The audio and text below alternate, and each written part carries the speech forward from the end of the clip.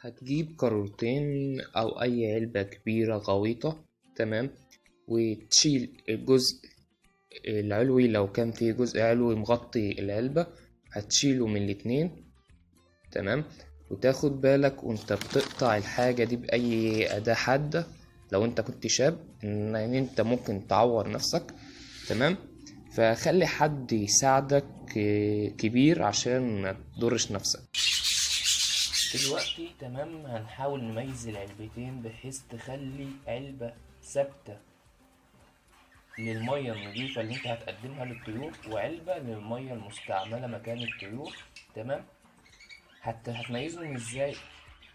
طبعا لو لاحظت في الصورة هتلاقي ان انا ما تعبتش. القارورتين كان عليهم لزقة، كل قارورة عليها لزقة، يعني لزقة زي دي، كان في القارورة دي كان عليها لزقة برضو، تمام. فانا عملت ايه؟ انا شلت اللزقة اللي هنا واعتبرت ان القارورة دي للمية المستعملة اللي هغيرها للطيور، تمام. اما دي بقى هخليها للمية النضيفة، تمام.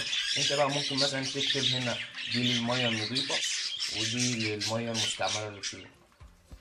هنشيل المية بقى عن الطيور، تمام، في الصبح لو كانت الطيور اصلا سليمة وانت بس مجرد حابب تقدم لها فيتامينات او كالسيوم، تمام. اما لو الطيور مريضة يبقى هتشيلها في الوقت اللي انت لاحظت ان الطيور فيه مريضة، تمام. هتشيل المية عنهم على طول.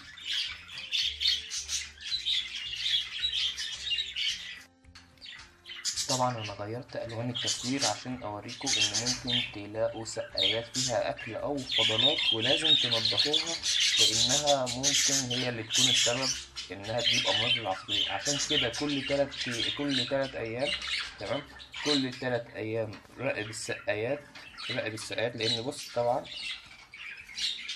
شايفين السقايات دي نضيفة.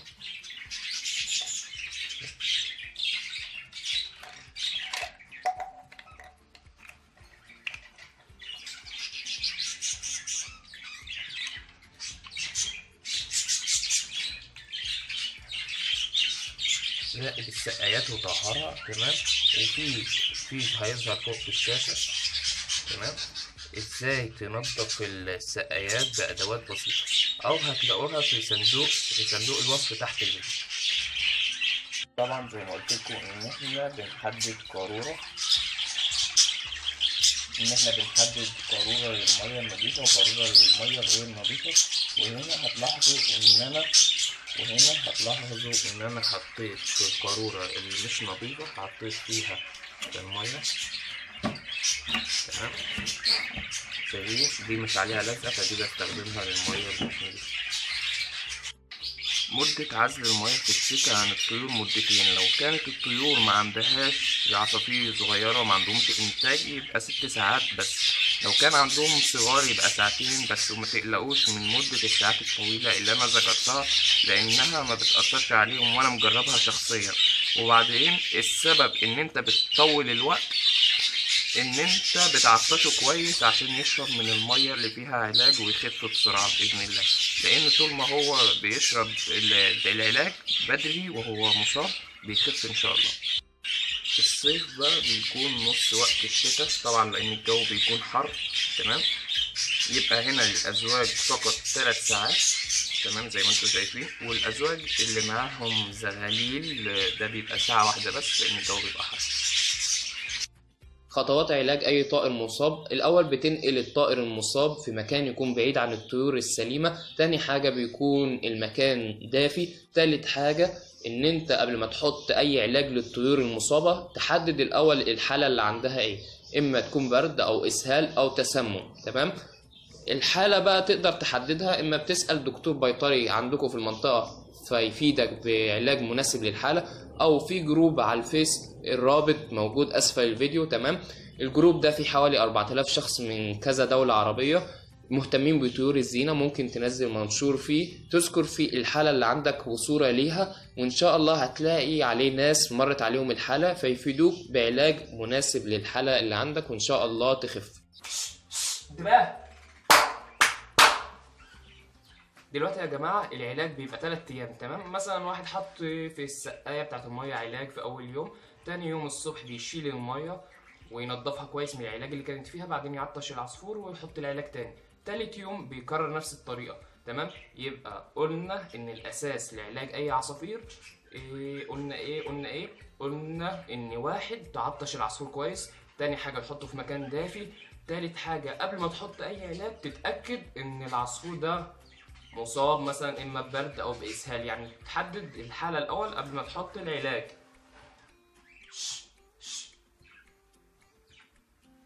بس هتملى السقاية. أول حاجة هتملى السقاية للمنتصف. بعد كده لو كان العلاج كبسول يبقى هتحط كبسولة واحدة، اللي على نص المسقة. تمام. لو كان العلاج سائل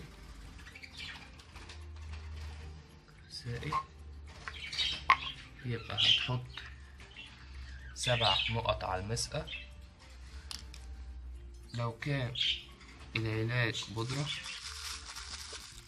يبقى هتقرا المشرة وتحط لكل ذوق أقل كمية. تمام.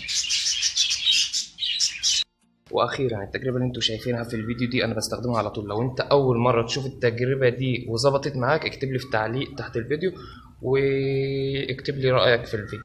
مين بقى هيقدر يخمن لي الفيديو الجاي هيبقى عن ايه؟ هيعرفوا ولا لا؟ ما تنسوش بقى تعملوا لايك، تعملوا اشتراك، تعملوا مشاركه للفيديو.